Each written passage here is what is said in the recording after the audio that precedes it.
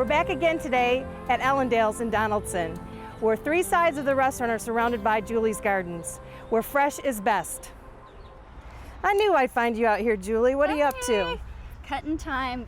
And then I see you have some rosemary over here as well. Yeah. And so what are we going to make with our time today? Well, I'm thinking about, I'm going to make a vinaigrette. I'm going to make a couple different recipes, so we're going to harvest a whole lot of herbs today. Okay, so talk about how you just snip that thyme. All right. Well, I snip it kind of near the bottom, and I'm trying not to make a big hole in my patch because I want it to still look pretty. So I'm just sort of snipping all over, and the flowers are on top, but I'm going to use the flowers also. Okay, well, the flowers will make it pretty as well. And so the rosemary, when you snip that? Same thing. I just try to manicure a little bit around it so it doesn't look too abused, and clip here and there, take the tops, and walk around because I have lots of spots around the garden with herbs, so I don't have to use so much from each plant.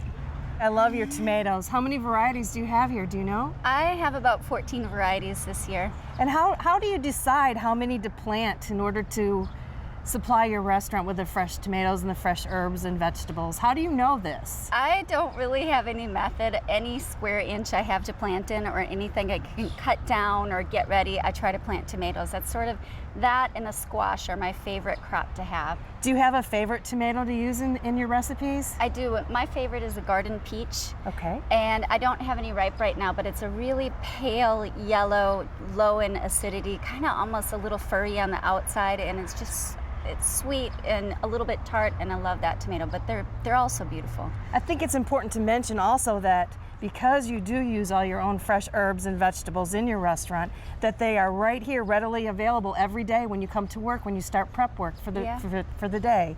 I noticed you got some beautiful lavender, and you incorporate that in your recipes as well, right? I use it in so many different things. We make a lavender cheesecake. Today I'm going to be making you a mango lavender tea. Oh, yum. I put that in all my vinaigrettes. We rub it on our meat. I use it in ice cream. I try to use it wherever I can because I love picking it, and the smell of it makes me feel so good. Do you find you can't mulch heavily or the bottom rots? You can't water it too much or the top rots? Somehow I have been so lucky with lavender. I haven't been so lucky with tomatoes sometimes, but my lavender, I almost don't do anything to it, and it just comes back, and year after year it about doubles, and it's more pretty one year to the next. So that's been an easy one for me. I know for a lot of people when they're starting out with lavender plants and they're planting them in their garden, the biggest mistake that they make sometimes is mulching right up around that base of that plant, and then it will rot that plant out. So you've got good drainage here, obviously, because you have good soil because you're rotating your crops all the time, and plus you're on a huge hill. So I think that is a great plus for you. Right, and I make all my own soil too. I compost everything from the kitchen. So really when the year starts, clean out the garden, and then I just put a fresh layer of compost on top, and I really don't till it. I just put what I need in and leave my perennials and go around them. Tell me how your garden's evolved over the years. Well, I've always had a garden here, but every year it grows more and more. I started with a little one out front, just tomatoes, a couple little herbs, and then the next year I took on a whole nother patch, and I took on another patch. Pretty soon my kids were mad because I almost took up all the grass that they used to play ball on. But now this last year I've added even more, and it's about 70,000 square feet now, so it's a pretty big garden. That is a very big garden. It is.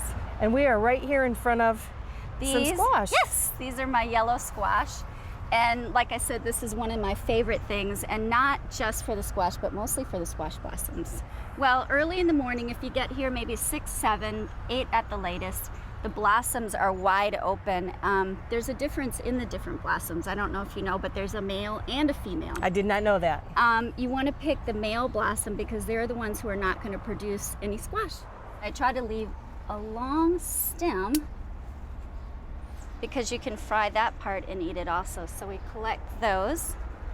Gosh, Julie, you've really been creative when you've created this huge space out here, moved trees just to plant things. I did.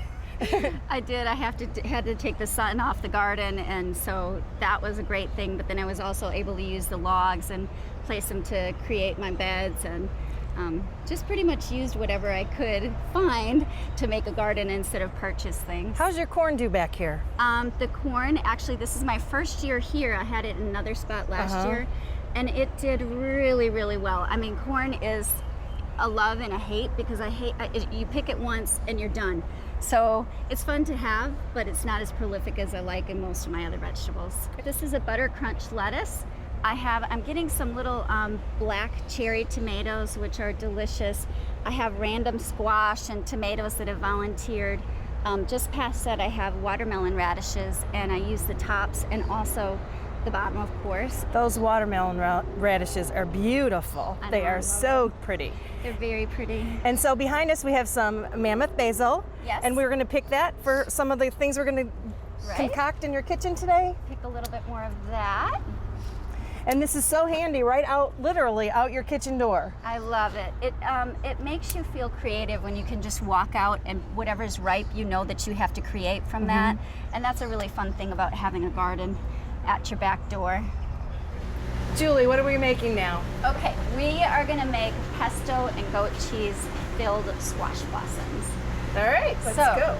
These are what we just picked, and they're still a little bit open, and this is the perfect time to fill them up. Right here I've mixed goat cheese and pesto, but you can really use anything. Sometimes I do cream cheese and shrimp or salmon or herbs from the garden. So today, all I did was mix those two things.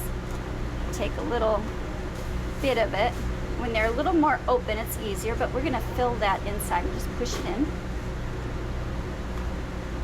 And these are a hit at the restaurant. We sell out of them every night. Can you prep those ahead of time before you fry them, or is it something you have to do right before you drop it in the fryer? I try to have them prepped actually by about 7 in the morning because when we take them right from the garden, they're wide open. They're almost like a big mouth open and they're easy to fill up. Okay. So then I do that. And then we're gonna crack an egg. We're just making a small batch today. And a little bit of cream. That's a heavy whipping cream. Whisk that real quick. And then I'm gonna really coat them well. I wanna make sure they get coated here so the ingredients stay inside. Can you leave the stem on as well? I leave the stem on because it looks so pretty on the plate and I like to eat that part too. Is that just flour? Just flour, I didn't even season it. There's a lot of seasoning and spice inside of it and it really doesn't need more. I'll top it with a little bit of kosher salt right when we take it out of the fryer. And you will not believe how great they are. So here we go. Take them over for a swim.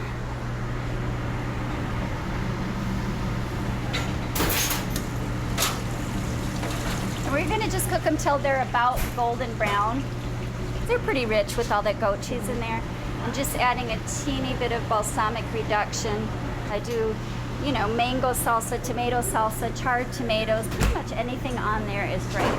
So that's it. There's Well, your they look finished great. product. I cannot wait to try them. Well, Julie, we're going to make that vinaigrette, and give us some examples of, other than salad, what you can use vinaigrettes on. Okay. I like to make a big bunch of it because there's so many uses. You could rub it on lamb and then throw it on the grill. You could cook some salmon and pour a little bit over the top. You can put it on chicken. You can dip shrimp in it. You can do pretty much anything with it. So when I make it, I make a lot, but there are so many ways to do it. So I put a couple extra ingredients out here just to get people thinking about what you can really do with our herb vinaigrette. I brought chipotle peppers, and you can add different types of cheese. This is a Parmesan. I brought Dijon mustard. I love lemon in my vinaigrettes, no matter what. But you can add oranges. I brought anchovies. I have a local honey. So pretty much anything you want in there with those herbs is a great thing. All right, let's get started. All right. So the first things I like to do is to put my lemon in and my garlic because I want that processed the most.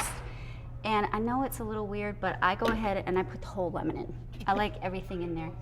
I put about 2 cloves of garlic, and I'm going to start that processing.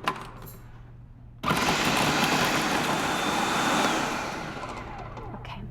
Now, if you want, could you just clean some herbs for me? Sure. All right.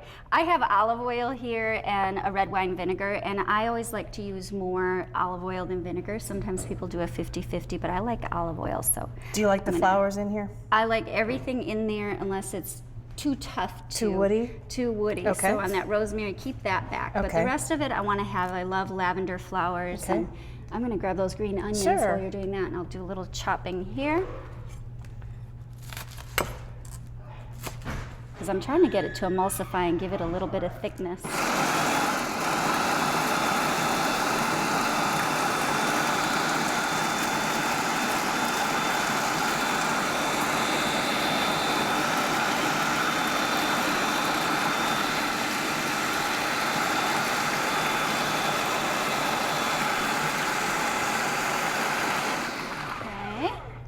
going to go a little bit of pepper.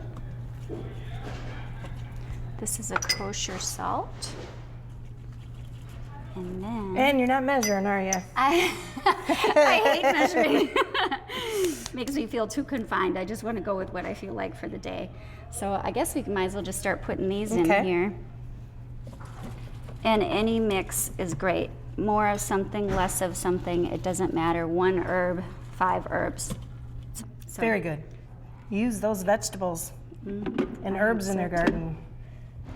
Well, we're gonna make a summertime beverage. Lavender mango tea. Yes, yes. This has become sort of a big competition at our restaurant. Every day the servers compete as to who can make the best drink. And they go in the garden and they get lavender, they get rosemary, whatever they want to have, and then they check my fruits. Oh, I got in raspberries. Oh, there's strawberries. Let me make strawberry limeade. So it's become a big deal here. And Alex made this drink the other day, and I fell in love with it. When you put the lavender in, it tastes like a day at the spa. It's such a relaxing drink to drink. And I guess you could always use peaches as well, right? With peaches in season, when they are in season? Yes, you can use peaches. And then the other thing is, if, you know, later on in the day, if you want to have a cocktail, boy, you could add some spice rum to this or some vodka. But boy, it's great just with ice. So we're gonna do that. And then I take my sugar. What kind of sugar is this? This is just pure cane sugar, and I use it just because it helps sort of grind with that lavender. And I'm gonna mush it up. I'm trying to get all of those flavors out of that lavender, and it also infuses the sugar at the same time. Okay. Can you smell that? I can smell it. It smells awful good. Oh my goodness. Okay. So I'm gonna take the hot water. So really the hot water is just steeping the lavender into the sugar, and Yes. diluting the sugar, okay? And if you want to stir that Sure. up a little bit, then I'm going to go ahead. I've peeled 2 mangoes, and I Okay. usually use about 2 mangoes per gallon of tea. Oh, it smells so good, Julie. Can you hold that for I'd me? be happy to. Okay. And not everybody has this big strainer at home, but I guess you could use a colander with a coffee filter in it. Exactly. It's been such a pleasure meeting with you today, and I'm so happy to meet other people like myself, because I'm a gardener as well, and I love herbs, and I love people that incorporate their herbs and their vegetables and their fruits into their daily lives. And you've did it in a big way here with the restaurant. Thank you so much for having us You're today. welcome. Thanks, Sheri. It's so great to have you here.